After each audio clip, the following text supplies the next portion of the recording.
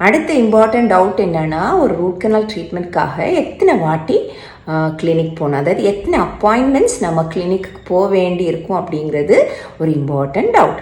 அது உங்கள் பல்லை பொறுத்தது. நார்மலாக ஒரு நல்ல ஃப்ரெஷ் டூத் ஒரு ஆக்சிடென்ட் மீட் பண்ணி உங்கள் பல் உடஞ்சிருச்சுன்னா அந்த நாளே ஒரு சிட்டிங், ஒரு நாளே ஒரு அப்பாயின்மெண்ட்லேயே உங்கள் ட்ரீட்மெண்ட் முடியும்.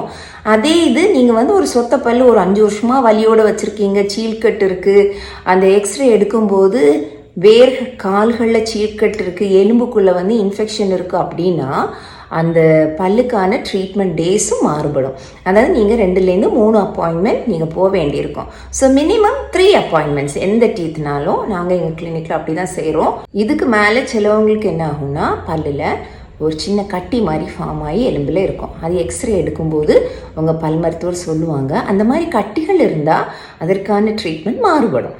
அது நீங்கள் க்ளீன் பண்ணி அதுக்கு இன்ட்ராக்கனல் மெடிக்கமெண்ட்ஸ் அப்படின்னு ட்ரெஸ்ஸிங் போட்டு உங்கள் டாக்டர் சில நேரம் 3 நாள் கழித்து ரீகால் பண்ணுவாங்க, சில நேரம் 1 வீக் கழித்து வர சொல்லுவாங்க, திருப்பி அந்த ட்ரெஸ்ஸிங் மாற்றிட்டு 1 மந்த் கழித்து வர சொல்லுவாங்க. அதாவது அந்த ட்ரீட்மெண்ட் செய்யும்போது எக்ஸ்ரே எடுத்து அந்த கட்டி ஃபார்ம் ஆகிருக்கிறது ஹீல் ஆகுதா அப்படின்னு பார்ப்பாங்க.